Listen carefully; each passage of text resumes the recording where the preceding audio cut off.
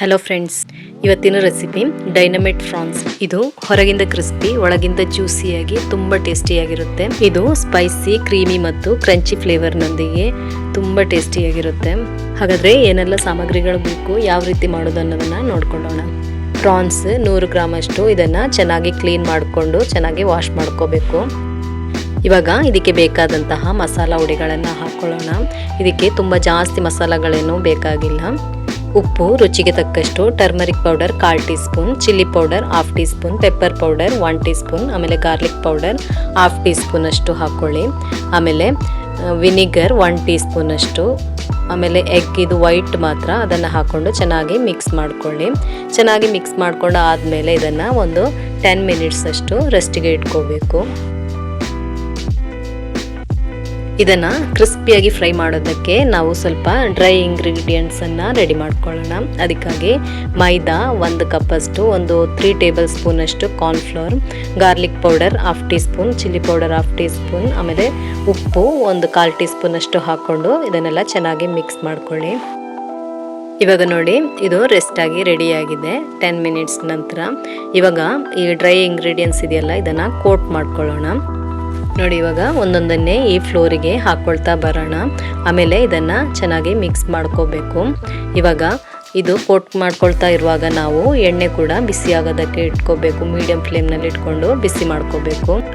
ಈ ರೀತಿ ಸ್ಪೂನ್ನಿಂದ ನಿಧಾನಕ್ಕೆ ಮಿಕ್ಸ್ ಮಾಡ್ಕೊಳ್ತಾ ಅದನ್ನು ಕೋಟ್ ಮಾಡ್ಕೊಳ್ತಾ ಬನ್ನಿ.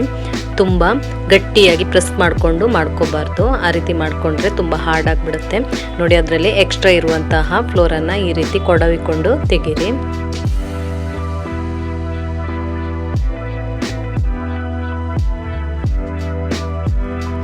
ಇವಾಗ ನೋಡಿ, ಇದು ಕೋಟಾಗಿ ರೆಡಿಯಾಗಿದೆ. ಇದನ್ನು ಮೀಡಿಯಂ ಫ್ಲೇಮ್ನಲ್ಲಿ ಇಟ್ಕೊಂಡು ಫ್ರೈ ಮಾಡ್ಕೋಬೇಕು. ಗೋಲ್ಡನ್ ಕ್ರಿಸ್ಪಿ ಆಗೋ ತನಕ ಫ್ರೈ ಮಾಡ್ಕೊಳ್ಳಿ.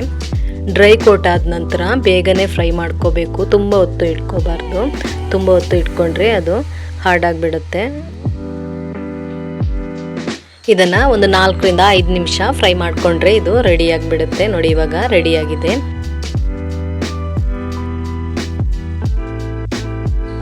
ಇದೇ ರೀತಿ ಎಲ್ಲದನ್ನು ಫ್ರೈ ಮಾಡ್ಕೊಳ್ಳಿ. ಇಂತಹ ಈಸಿ ರೆಸಿಪೀಸ್ಗಳಿಗೆ ನಮ್ಮ ಚಾನಲನ್ನು ಸಬ್ಸ್ಕ್ರೈಬ್ ಮಾಡೋದನ್ನು ಮರಿಬೇಡಿ. ಹಾಗೆ ವಿಡಿಯೋ ಇಷ್ಟವಾಗೋದಾದರೆ ಒಂದು ಲೈಕ್ ಕೊಟ್ಟು ಸಪೋರ್ಟ್ ಮಾಡಿ. ಫ್ರೆಂಡ್ಸ್ ಫ್ಯಾಮಿಲಿಗಳಿಗೆ ಶೇರ್ ಮಾಡ್ಕೊಳ್ಳಿ. ನೋಡಿ, ಇವಾಗ ಎಲ್ಲನೂ ಫ್ರೈ ಆಗಿ ರೆಡಿಯಾಗಿದೆ. ಇವಾಗ ಇದಕ್ಕೊಂದು ಸಾಸ್ ರೆಡಿ ಮಾಡ್ಕೊಳ್ಳೋಣ. ಮಯೋನೈಸ್ ಒಂದು 3 ಟೇಬಲ್ ಸ್ಪೂನ್ ಅಷ್ಟು, ಸಿಸಮನ್ ಸೀಡ್ಸ್ 1 ಟೀ ಸ್ಪೂನ್, ಆಮೇಲೆ ketchup 2 table spoon, hot sauce 2 table spoon ಅಷ್ಟು ಹಾಕ್ಕೊಂಡು ಇದನ್ನೆಲ್ಲ ಚೆನ್ನಾಗಿ ಮಿಕ್ಸ್ ಮಾಡ್ಕೊಳ್ಳಿ. ಇವಾಗ ನೋಡಿ, ನಮ್ಮ ಸಾಸ್ ಕೂಡ ರೆಡಿಯಾಗಿದೆ. ಇವಾಗ ಸರ್ವ್ ಮಾಡ್ಕೊಳ್ಬೋದು. ನಾವು ಫ್ರೈ ಮಾಡಿಟ್ಕೊಂಡಂತಹ ಕ್ರಿಸ್ಪಿ ಪ್ರಾನ್ಸ್ ಇದೆಯಲ್ಲ, ಅದರ ಮೇಲೆ ಇದನ್ನು ಪೋರ್ ಮಾಡಿಕೊಂಡು ಸರ್ವ್ ಮಾಡ್ಕೊಳ್ಬೋದು. ಇದರ ಮೇಲೆ ಗಾರ್ನಿಷ್ಗೆ ಸ್ವಲ್ಪ ಕೊತ್ತಂಬರಿ ಸೊಪ್ಪು ಅಥವಾ ಸ್ಪ್ರಿಂಗ್ ಆನಿಯನ್ ಹಾಕ್ಕೊಂಡು ಸರ್ವ್ ಮಾಡ್ಕೊಳ್ಬೋದು. ಇದನ್ನು ನೀವು ಪಾರ್ಟಿಗಳಲ್ಲಿ ಸ್ಟಾರ್ಟರ್ ಆಗಿಯೂ ಸ್ನ್ಯಾಕ್ಸ್ ಆಗಿಯೂ ಮಾಡ್ಕೊಳ್ಬೋದು. ಆಮೇಲೆ ರೈಸಿಗೆ, ಚಪಾತಿಗೆ ಸೈಡ್ ಡಿಶ್ ಆಗಿಯೂ ಕೂಡ ಮಾಡ್ಕೋಬೋದು. ನೋಡಿದ್ರಲ್ಲ, ಎಷ್ಟು ಈಸಿಯಾಗಿ ಮಾಡ್ಕೊಳ್ಬೋದು ಅನ್ನೋದನ್ನು ನೀವು ಒಮ್ಮೆ ಟ್ರೈ ಮಾಡಿ ನೋಡಿ. ನಿಮ್ಮ ಅಭಿಪ್ರಾಯವನ್ನು ಕಮೆಂಟ್ ಮೂಲಕ ತಿಳಿಸಿ. ಹಾಗಾದರೆ ಮುಂದಿನ ವಿಡಿಯೋದಲ್ಲಿ ಸಿಗೋಣ.